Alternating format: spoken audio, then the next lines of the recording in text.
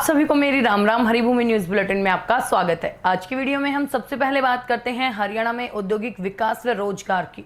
हरियाणा के युवाओं के लिए बड़ी खुशखबरी है। प्रदेश में 6 नई इंडस्ट्रियल मॉडल टाउनशिप यानी आईएमटी बनेंगे। इनमें से 2 सीएम नायब सैनिक के गृह जिले अंबाला में होंगी, फरीदाबाद में 2, रेवाड़ी और जींद में एक होगी। इन आईएमटी के लिए सरकार को करीब 35,000 एकड़ जमीन की जरूरत होगी। सबसे ज्यादा 12,000 एकड़ जमीन की जरूरत जींद आईएमटी के लिए है। मध्य हरियाणा का ये पहला आईएमटी होगा।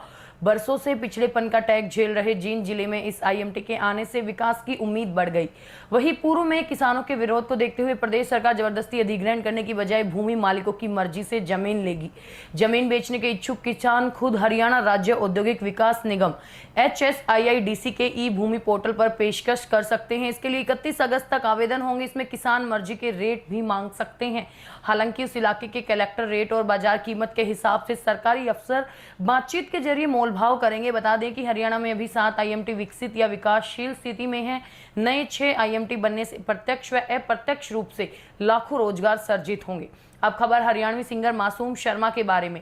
हरियाणवी सिंगर मासूम शर्मा के हरियाणा सरकार के नियमों को चुनौती दी है। उन्होंने कहा कि मैं अपने बैन हुए गाने कार्यक्रमों में गाऊंगा। कानून की नज़र में भी मेरे गाने बैन नहीं है। इन्हें केवल यूट्यूब पर बैन किया गया है। अगर कहीं भी लाइव शो होता है और पब्लिक की डिमांड आती है तो मैं बैन गाने गाता रहूंगा। पब्लिक जो सुनना चाहेगी वही गाऊंगा। मासूम शर्मा ने ये बात दिल्ली में एक प्रेस कॉन्फ्रेंस के दौरान कही। यहाँ उन्होंने बैन काफिला नाम का पोस्टर जारी कहा कि मैं वर्ल्ड टूर की शुरुआत करने जा रहा हूँ। मासूम शर्मा ने जो लोग सुनना चाहते हैं वही सुना रहे हैं। मैंने शिव तांडव गाया तो 2 साल में उस पर 5 लाख व्यूज आए, जबकि जेल में खटोला, चंबल में डाकू जैसे गाने एक दिन में ही 10 लाख से ऊपर चले जाते हैं। इससे साफ है कि लोग यही सुनना चाह रहे हैं। बता दें कि अभी तक हरियाणा सरकार गन कल्चर को बढ़ावा देने वाले करीब 30 गाने बैन कर चुकी है। इनमें सबसे ज्यादा 14 गाने मासूम शर्मा के हैं। हाल में बैन गाना गाने पर उन पर चंडीगढ़ में मामला भी दर्ज किया गया है। अब खबर गुरुग्राम से। हरियाणा में गुरुग्राम के सेक्टर 77 में SPR लिंक रोड पर म्यूजिक इंडस्ट्री के फाइनेंसर रोहित शौकीन का मर्डर सीधू मूसेवाला मर्डर की तर्ज पर किया गया और शौकीन पर 40 से ज्यादा राउंड फायर किए गए, जिनमें से 12 गोलियां शरीर के आर पार हुई। वहीं 3 गोलियां शरीर के अंदर मिली। मेडिकल रिपोर्ट में इसकी पुष्टि हुई। पुलिस सूत्रों का कहना है कि रोहित की हत्या के लिए प्रोफेशनल शूटर आए थे। उन्होंने कम से कम 4 मैगजीन खाली की। गोलियों के दर्जनों खोल मिले। रोहित के शरीर का कोई हिस्सा ऐसा नहीं छोड़ा जहां गोली ना मारी गई हो। उसकी लाश गाड़ी के बाहर पड़ी मिली और गाड़ी से एक बैग भी बरामद हुआ।